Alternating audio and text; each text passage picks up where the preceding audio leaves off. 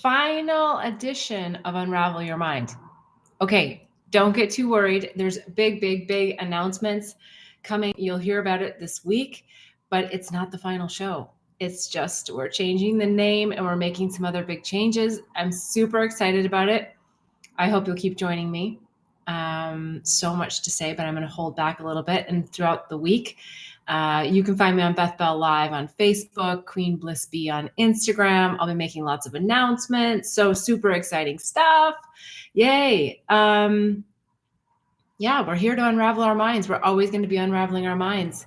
And we're transforming relationships to love and life. We've got to get through the stories.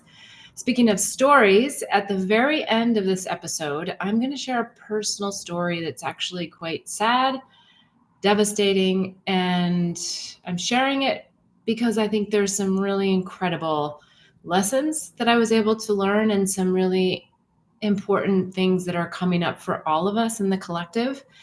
So I hope you'll stay tuned, excuse me, till the end. Where I share the story, because I want to be sure to get through everyone's questions. There's so many of them, and they're good ones. They always are. Actually, I don't know that I've ever gotten a bad question, which is wonderful. All right, let's jump right in then. Let's get to question number 1.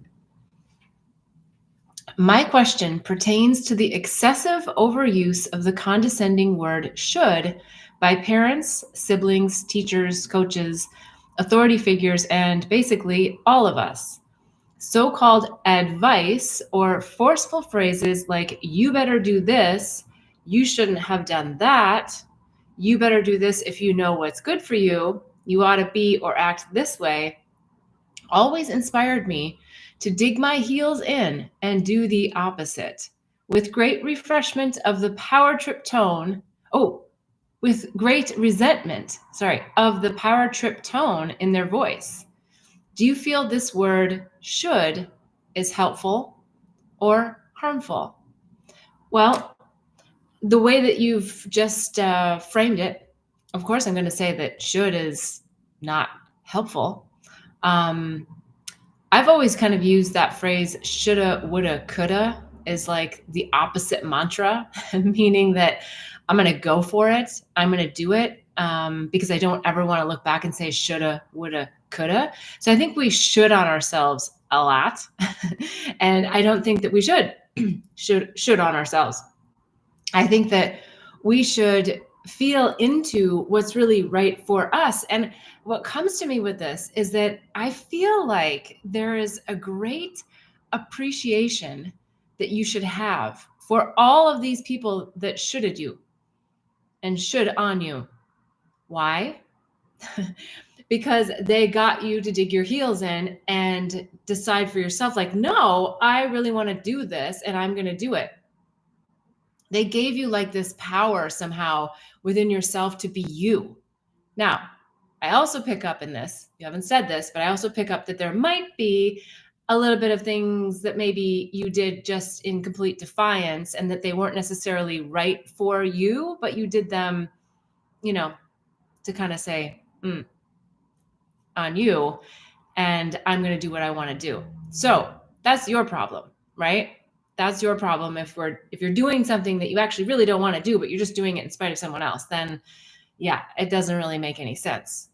But if you look at it positively and you look at all these people that should've you as they gave you an opportunity to really dig in and say, hey, who am I? And what do I really want?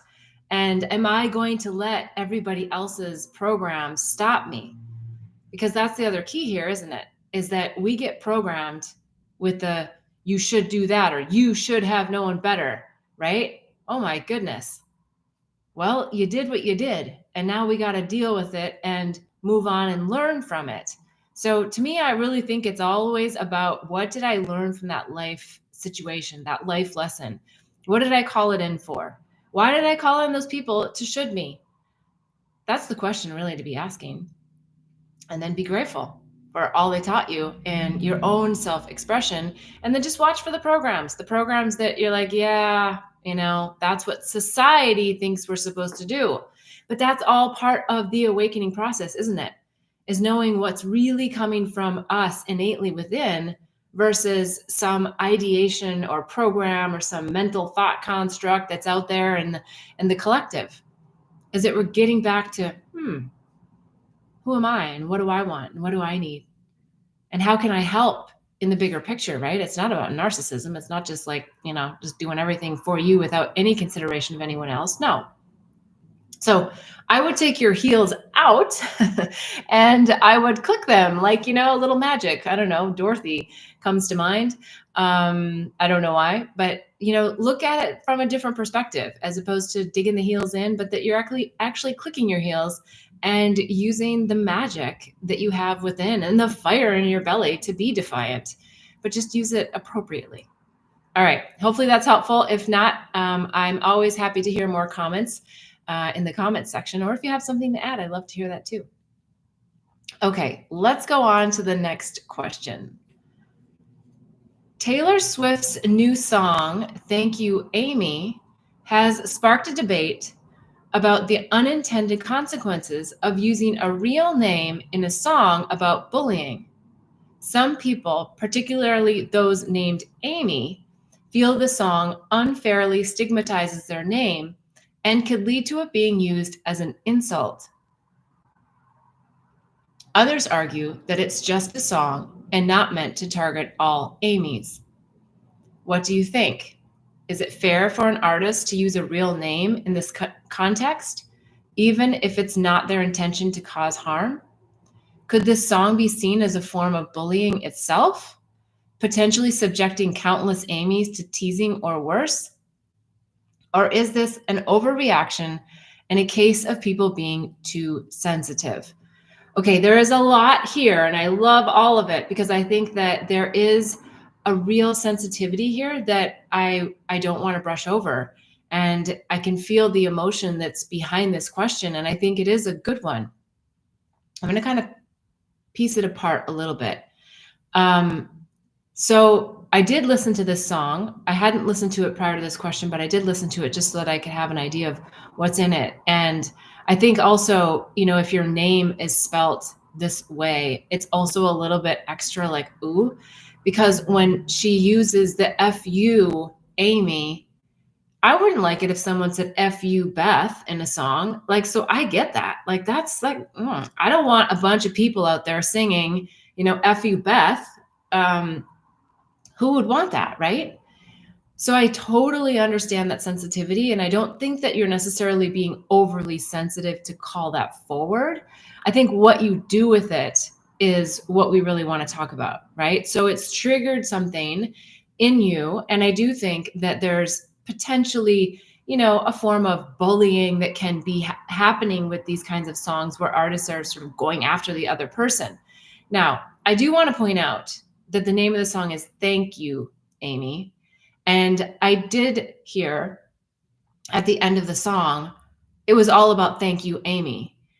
Now, yeah, I wish she could have come up with some other name. I wish it could have been like, thank you, flower, or I don't know, something that was not, putting someone's name. Because I get it. It's like, remember when that whole thing was about don't be a Karen, and like if your name was Karen, like that was a tough deal, right? I don't know if that's still a thing anymore, but so using people's names can really be a tough one.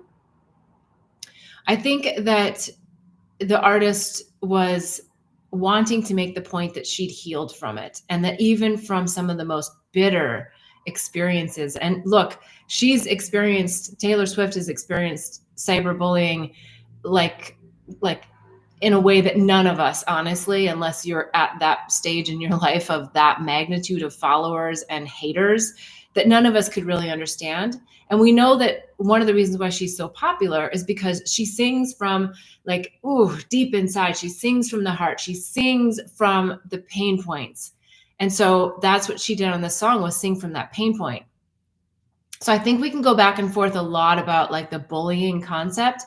I honestly, I want to take the song and see it as a healing, because I feel that that's what her intention was. But on a higher level of consciousness, on a more expanded state of consciousness, an artist wouldn't even need to write that song, because they would just really let it go. Because by writing the song and putting it out there, you're giving it more energy. I know she's trying to come at it from a healed and whole place, but the fact that she has to write the song and put it on an album still suggests that there's some more healing there to take place for her. You know, it's one thing when we sort of get over stuff in our minds, and it's another thing if we really clear it at a cellular level. And that requires work, and that sometimes requires the help of someone else, because sometimes we just can't always do all of these things on our own. You know, we can connect into source and spirit, and sometimes there's just another human guide that helps us get through this. So yes, I totally get it. I get the sensitivity. I think it's real. I think I would also feel into, if your name is Amy and this has really triggered you, and especially if, you know, your name is spelled that way and it's really, really triggered you and you feel very emotional about it, man, I would take that opportunity to feel into that emotion, because I got to tell you, I don't think it has a whole lot to do with the song. I think that's also kind of the beauty of what artists do for us sometimes, is they hit us, they hit us in those places that really open the opportunity for some healing. So whatever's in there that's making you feel that, whatever it is, that sadness or that, just like, I just feel like I'm being picked on feeling, there's probably something there. And I don't know. I mean, maybe it's possible that even you've been bullied. I mean, maybe there is something in there beyond the name, right? And that just like sort of hearing your name called out brings you into a different space. So I love that it's bringing up emotion. I don't love that it's making you feel sad or bad. So, but feel into that and leverage this as an opportunity to get in touch with your own emotions, whatever it may be, because it probably has nothing to do with the song at the end of the day. I would love to hear from all of you. If you have an opinion, a thought, if you've listened to it and you have something burning on your heart, please put it in the comments. I want to hear about it. I want to hear what you guys think about Thank You, Amy by Taylor Swift. All right, let's go on to the next question. I'm going to just check my little chat here. Let's see. Okay, so the next question is, I'd love your take on embodying your soul and ego soul and source. I think sometimes we get really caught up in the mind. The conceptualization of the mind is great because it does help us ascend. And, the whole point of the show, Unravel the Mind, is to understand the ideations that we have going on in our minds and the circuitous loops of thoughts. So part of me wants to say that when we start talking about the soul and the ego and source, which I talk about all the time, right? They're just definitions. And we always, it never changes, are conscious beings. Now, I mean that in a much broader sense than like, are you conscious or unconscious, right? I mean this in an expanded state of consciousness. So instead of focusing on embodying your soul, I would suggest that you are already embodied in your soul. Your soul has never left you. And it's your consciousness about that embodiment that never leaves you that is where the work lies. Because the mind, if you want to call it the ego mind, is the constraints, the programs, the inserts of ideas, the things that were instilled in you as you were developing that helped you navigate in this third dimensional world where, things exist, that you are able to go back to the consciousness, the beingness of which you are. When you're born, you come in as a being and you allow everything to just happen for you because you don't really have a choice. In fact, you're not judging yourself for anything. You're not judging yourself for like, did I poop or did I eat or what did I eat or did somebody give me something or did I have to work for it? Like you're really just in that pure consciousness, which is why we just love babies. because they bring us back to that innocence. They don't have the programs. They don't have the mind mess. They don't have all this stuff going on in their head, right? And so we always have that innately within us if we release the programs. So this idea of embodiment is real. I get it. Of course I get it. But I'm just suggesting that what if we just come back to consciousness and the beingness of who we are? And that does take oftentimes some work. Some people get incredible opportunities where they're struck by lightning, or, they have a near-death experience and they have that experience that allows them to just break through all the clutter of the mind and go right back to experiencing themselves as pure consciousness. It's always there. There's actually nothing we need to do, which is what is so wacky about this whole journey. So hopefully that's helpful. I'm always happy to hear if you have additional things to add. Thank you for that question. All right, let's go on to the next one.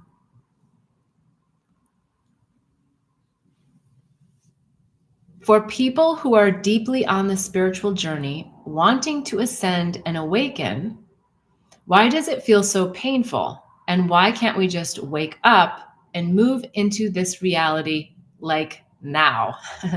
Question mark, exclamation point. Yeah, I get it. Because that's not how you set your soul plan up for. You came into this life and said, I am going to have a set of experiences. And if everyone was just walking around enlightened, then you really wouldn't need to come here and be human in some respects. And there's a journey that we've all signed up for coming in to take to come back to that knowingness of who we really are. And it's a remembrance, right? So back to the previous question, it's remembering something that we already are. It's not, we don't have to earn it. We don't have to work hard for it. It's just there. And the only way to get there is to just be here now, which means all of the stuff in the past, all of the stuff in the future doesn't matter because we're in the power of the now, right? These are all concepts you've heard. I'm just reiterating for remembrance, because if we remembered, we wouldn't even be asking these questions, right? We'd just be like, yes, I remember I've set this up that I'm going to experience X, Y, and Z, and something's going to be blissful, something's going to be really crappy, and I'm going to work through it and get back to remembering who I am so that I can have a blissfully neutral state, which means, yes, we're human. We're going to have shit happen that sucks, totally stinks. It doesn't feel nice, right? And the whole idea is to build your spiritual toolbox so that you can come back to that blissfully neutral state. You can take the highs, you can take the lows, but that you know how to come back to center. So that's what the journey really is about. And we've put all these things in here, so we have to go through them. Hey, look, there are things that I am like, really, I would not put this in, but I did. And I know I did. And then there's even more frustration around that, right? When we know we're doing it to ourselves. And so we have to just keep allowing these things to come through and ask ourselves, what did I call this in for? Go deep into it, into the feeling of it. But we oftentimes get stuck in the mind. We get stuck thinking about it and thinking about it. I'm not saying it's bad to think about it. I'm saying it's not productive when we're stuck in the circuitous loop of thoughts about it. That's where sometimes we need help. You know when that time comes. I don't need to tell you that. All right, let's see. I think that answers that.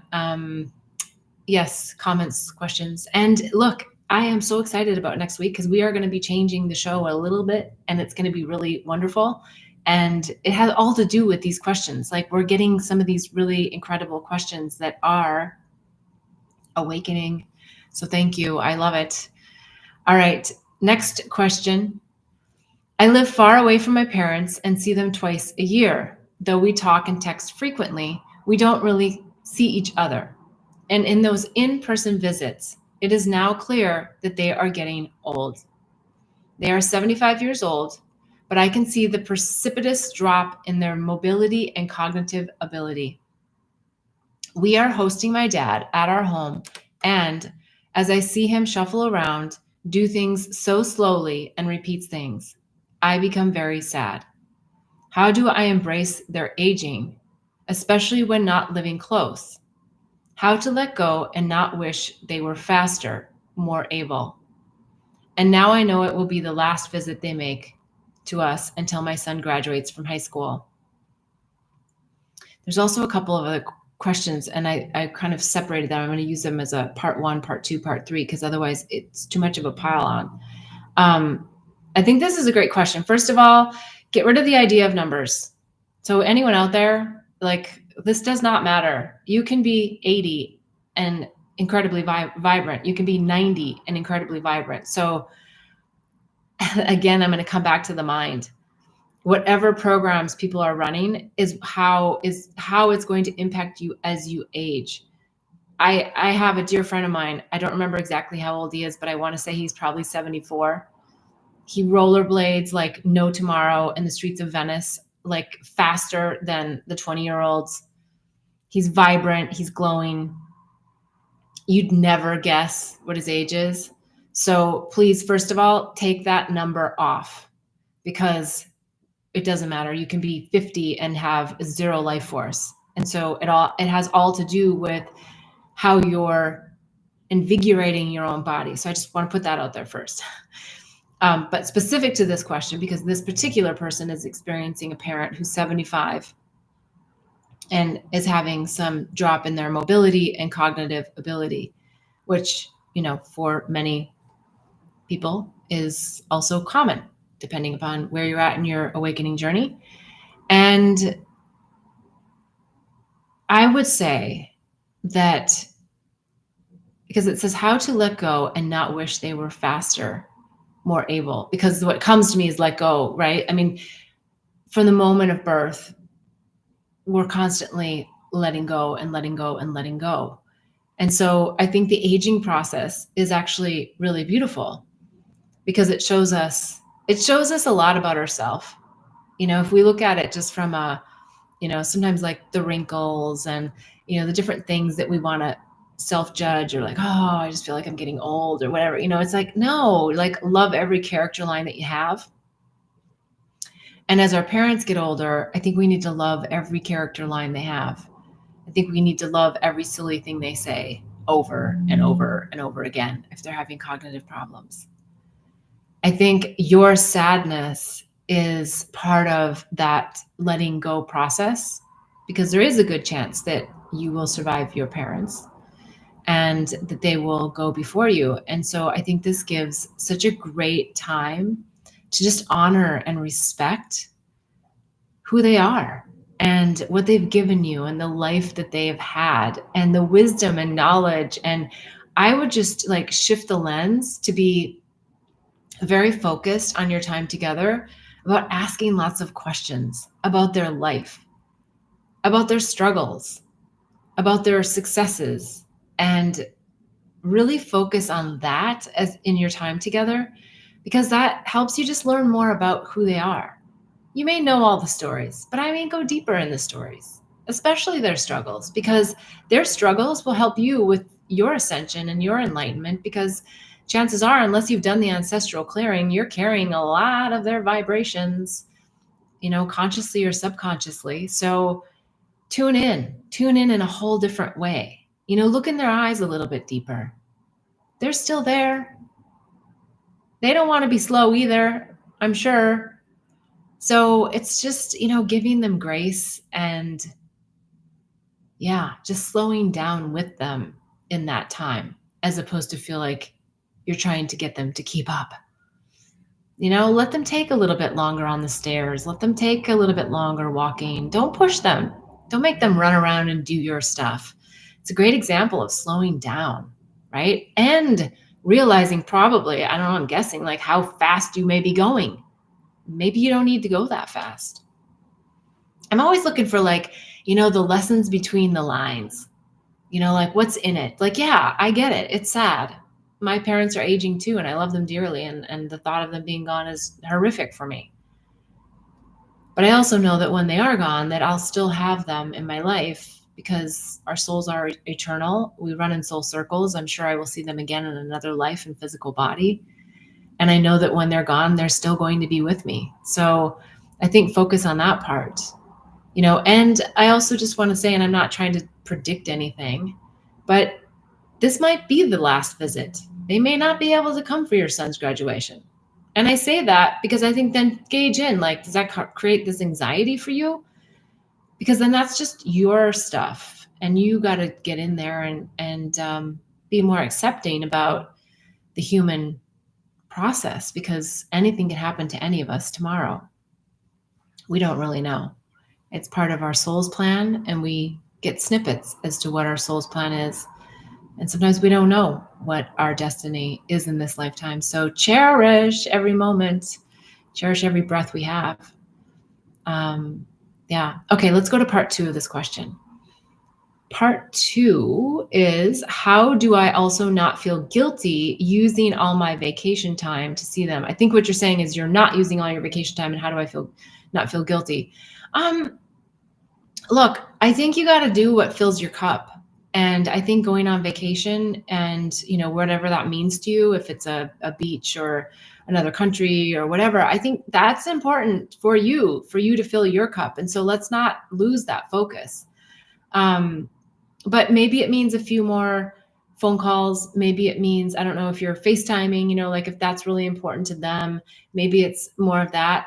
And maybe it's not worrying about vacation time. Maybe it's that you spend the money to fly for a weekend, right? You don't have to make it a vacation. You just say, hey, unless they're, living in Europe, or in even Europe's not so bad, but like Asia or something, you can pretty easily fly in anywhere in the United States, unless you're like in a town of like far away from an airport. But if you're close to an airport, just go for a weekend, fly Friday, come back Sunday night or Monday morning, spend a couple of days.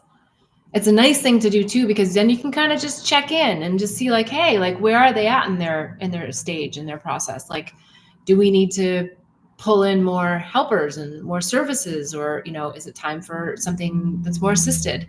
So I don't think you have to give up your vacation time. In fact, I really don't think you should. And if you're in a situation where you can invite them on your vacation, that's a possibility. But again, if they're slower and you want to, have a fast-paced vacation, that might be a bit of a rub. But sometimes it works. They can hold down the fort and, just stay at the place, and you can go run around and do whatever. So there's lots of options in between here and there, meaning like feeling guilty about vacation. It's like, guilt is never going to get you anywhere. It's certainly not going to help your vibration, and it's only going to cause you suffering. So knock it off. Okay, let's go to the next part of this one, part 3.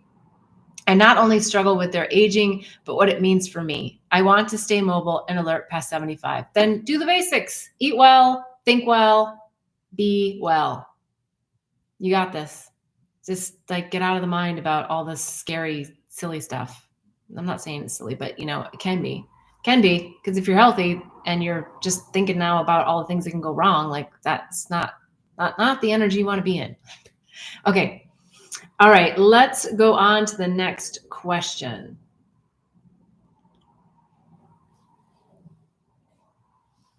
Why does an end of a relationship that is special drudge up old stuff from other relationships? Because they're patterns, because there's threads, there's something in there. The ending of relationships that are special makes me feel like maybe it wasn't exactly what you wanted to end, because it was special, or maybe you did, maybe it was just time. But this, what happens is we attract people based on our vibration. And so when we go through life and different things happen, our vibration changes. Sometimes if we're not getting the lesson, we kind of dip into the darker aspect of it, and our vibration changes. And sometimes these life situations bump us in a way that we go, oh, okay, I'm ascending and my vibration raises. And when there's that discord between you and that other person, right, like this, it does cause a bump off. It causes like this situation where the relationship then is not really helping your ascension. And sometimes we have to let other people go, and sometimes they have to let us go because we're not doing our work. I'm not saying that for you, but it depends upon where you're at in that teeter-totter with people. And so the blessing is when we can just let them go and not take it so personal, which I know is hard sometimes, because we never know when they're going to come back around. And if we get in that space where, and again, I'm not directing this at you, I'm saying it in general, but when we get in that space where we want to get too judgy about like the details of it, then sometimes we can sabotage the relationship and make it so that it's not a thread that either people want to come back to, because it creates a sense of bitterness or real discord that then lodges in at a cellular level, like, they made me feel that way and I am not going back to that, right? As opposed to like, wow, okay, we just had something, didn't feel right, feels like we need to go our separate ways, and we let go and just let the situation happen. And then we never know. Sometimes people come back around years later. I've had that happen with several people now. Like, I went through a long time in my life where I just felt like I didn't lose any friends ever. Like, I just had just friends, deep friends. And then I went through lots of phases where those friends like ebbed and flowed. Sometimes it was me that did something ridiculous, and sometimes it was them that did something ridiculous. And, and then we've come back around and we're just like totally in love with each other again, right? Friends that were just like, oh yeah, no, I was going through something really crappy and I needed to release because you were either triggering me or maybe you were shining the light for me, and I wasn't ready to really deal with my own shadow. So that's also part of that trigger is, when the light gets shown, the darkness gets exposed, and sometimes people aren't ready for that. And it's like, no, I'm not ready for that, or we're not ready for it. Hopefully that's helpful. All right. If there's any questions about that, please put them in the chat. I'm checking the live just to make sure I'm not missing out on anybody here. Okay. So the next question is let's see. Okay. Next question is UFOs and discussions around the supernatural are now mainstream. I saw an interview with Joe Rogan and Tucker Carlson sharing the government is even providing reports. What do you think of all of this? And is there anything we should do about it? I think it depends. Look, aliens, spacecraft, it's been around here forever.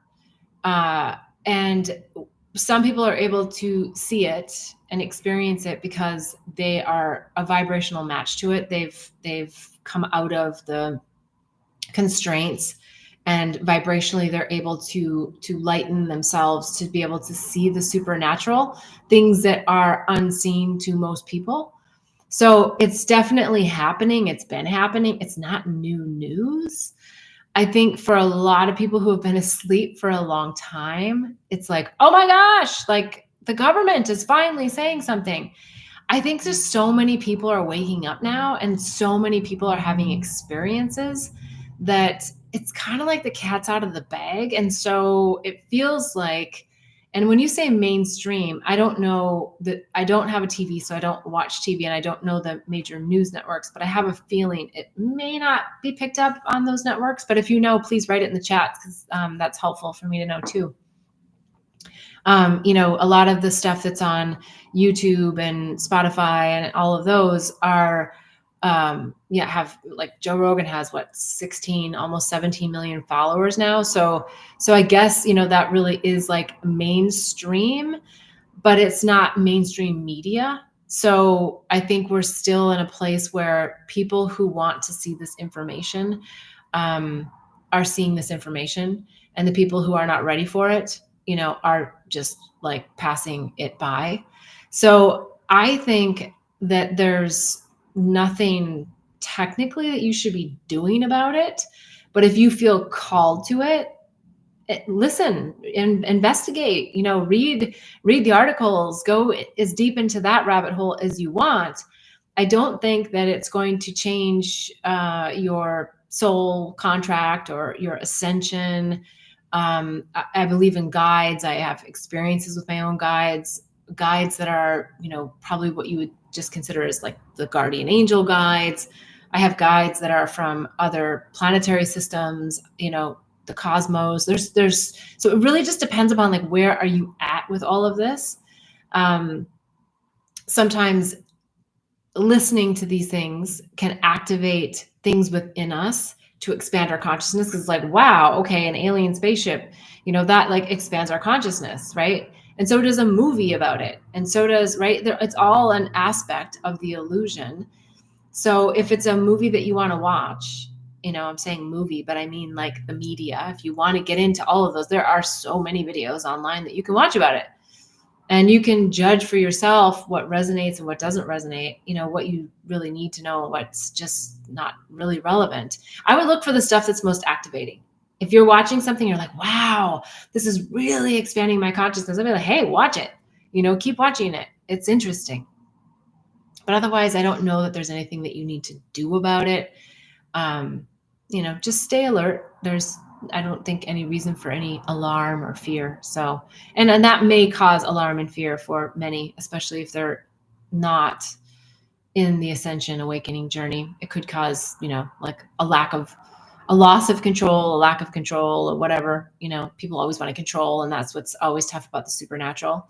But also what's beautiful about the supernatural is that the human condition is not to try to control anything that's supernatural. It's to actually be one with it and know that we are all of that. All right, let's see. I've got a couple more things here, and then I don't even know what time it is. Okay, so what's the difference between orgasm and enlightenment? Well, this is a good one. Everything and nothing. So the beauty about orgasm is it's that moment in time where the mind isn't involved, where you're allowing yourself to release energetically, but also just not in the mind, right? And that's why it's so sought after in so many ways, because you're just out of all of your stories. The hard part about orgasm is that once it's done, your mind contracts right back to where you are if you're not embodying a higher expanded state of consciousness, if you're not back in that awareness of I am everything. So different, I don't want to say levels because that doesn't make sense, but there's different ways that we interact with the ideas of a human orgasm. Whereas enlightenment is where we're experiencing that detachment from our ideas of ourself, our ideas of everything else through every moment, right? If you're enlightened, you're just the observer. You are the pure observer, not making the judgments. And so the judgments after orgasm often come back in, especially if you're like a very 3D, like it's very much about the sex. Now, tantric sex and orgasm, I think, is a whole different topic.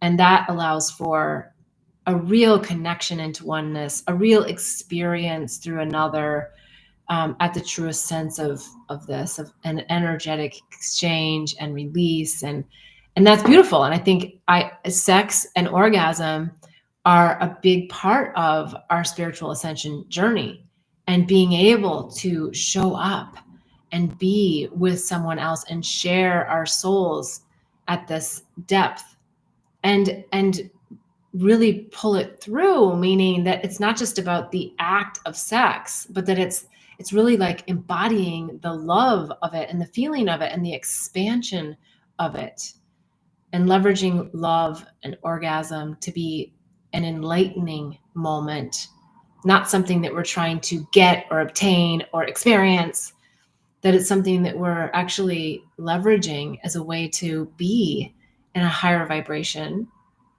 to be in less judgment or no judgment, right?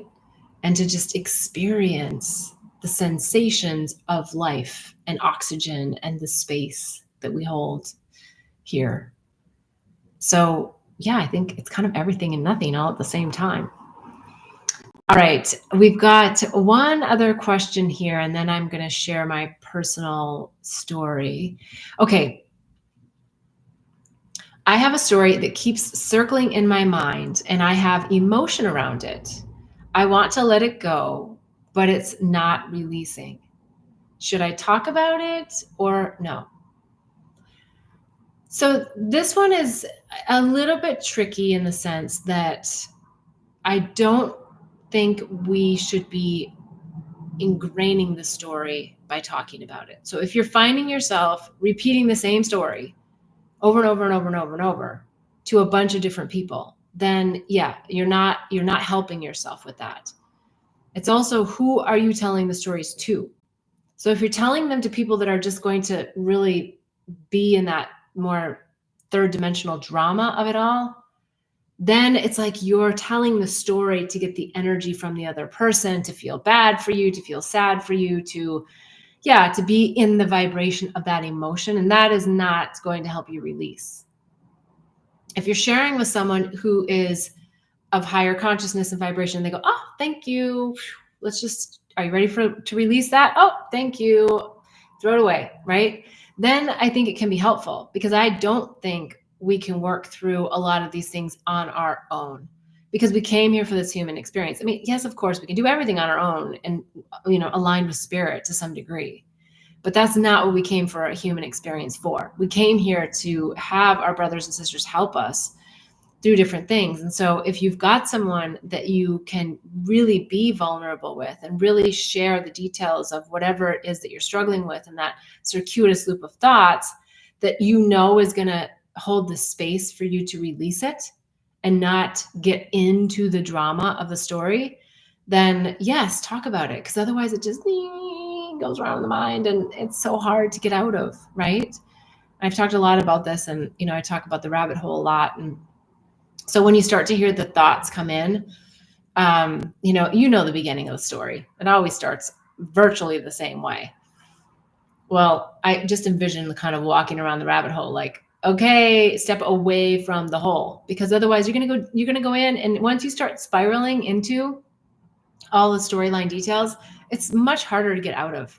So please, when you're at the rabbit hole, just make a conscious choice. Come up with another thought another seed you're going to plant that is going to grow something else. So yeah, it depends on those factors that I just discussed. All right. I'm going to try to tell this story. I know I'm going a little bit over, but I'm going to tell a story because it's something that's happened to me this week, and it just feels like there's so much there. I'd gone to bed on Sunday night and I felt just translucent and in such a beautiful space. And I just was really grateful and felt very connected to all that is. And I woke up to a text the next morning that my cousin had been shot and found dead. And it was just shocking to me. He's, 60 and vibrant and a happy person as far as I knew. And I just got right here in my gut. I felt like somebody just like kicked me. It's not someone that I talk to every day, but it's someone who I adore, and it's my relative.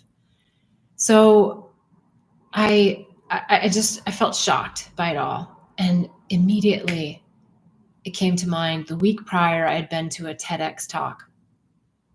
And this gentleman, who I'm going to say maybe he was in his 40s now, his whole talk was on mentorship. And he talked about how he didn't have a home. His mom, went from sofa to sofa, and that he really struggled with connection to people, and that the people that he was connected to were the guys in the gang because they had each other's back. And he said, one brother after another in the gang was killed. And that as a teenager, there was no way to mourn that or to process that, because he didn't have the support that he needed. And it only made him more angry and him more violent. And it led to being incarcerated, and over something that was not I think it was like marijuana possession. And this was years ago now, before it was legal. And his whole point is mentorship. Like if you see someone out there that needs help, especially a young person, to do what you can to step up and be an example. And while his message hit home for me, during that TED Talk, because he did a great job of really putting us in that space, I felt this on a whole nother level. I was like, wow, like the innocence of my cousin, to have him gone, and yeah, and it just came back to me in such a powerful way of how we really need to help our brothers and sisters, especially the strangers. So, and you have to use discernment around that, of course. So 30 minutes later, I got another phone call, and the phone call was, actually, we think it's suicide. And I was like, oh my God, like after I had just gone through this like total whirlwind of, just all of the stress and thinking like, oh, like being killed and just, yeah, your mind just goes nuts on that stuff. And now it's like, what? A suicide? I know this person. And there was this interesting piece that passed through me. I felt odd that I felt this peace, but I felt like it was the peace that he felt getting out of his mind. And that took me onto a whole nother trajectory of how important it really is for us to step out of our minds. And then a series of other little things happened and conversations took place within a short period of time in that day, that it was like, yeah, self-judgment. That's what gets us in the end, right? That we judge ourselves. We didn't do enough. We didn't make someone happy, or, whatever his struggles were, whatever people's struggles are, when they come to a place of suicide, that things are so bad that they can't get out of it. And I was like, wow, I had to just really think about some of the things that I was hard on myself for. Not because of suicide, like not that, but just the energy that we all carry. We don't have to be suicidal to get the lesson here. That self-judgment doesn't get us anywhere. It really doesn't. We think it does. And maybe it links all the way back to the first question that came in, which was the should question. You should have done that, right? It creates judgment. So I went to my spin class because I felt like that was going to be a way for me to help release. And I cried from the depths of my soul, like deep, deep, deep. And I came home and Spirit just said 3 names to me. I was like, whoa. And I'm not going to share the names, but there were 3 people in my life that I knew I needed to make a phone call to.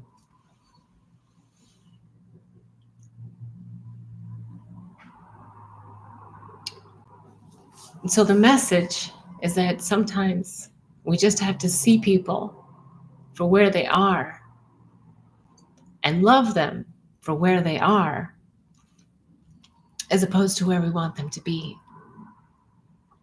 Because in most cases, people are doing their best. And when they're not doing their best, we're there to hold their hand, not as an enabler. There's a big difference. But that we're doing our own work so that we can shine our light and show them the way. If people choose to follow the way or not, is not your responsibility. But we're here to show the way and shine the light. And that's why we do this work. That's why we unravel the mind. That's why we ascend. That's why we're in our own shitholes sometimes, trying to figure it out, trying to get into like, why would I have called this in? So I don't mean to leave on a sad note, but I say it because I think it's something that we all got to really get in touch with.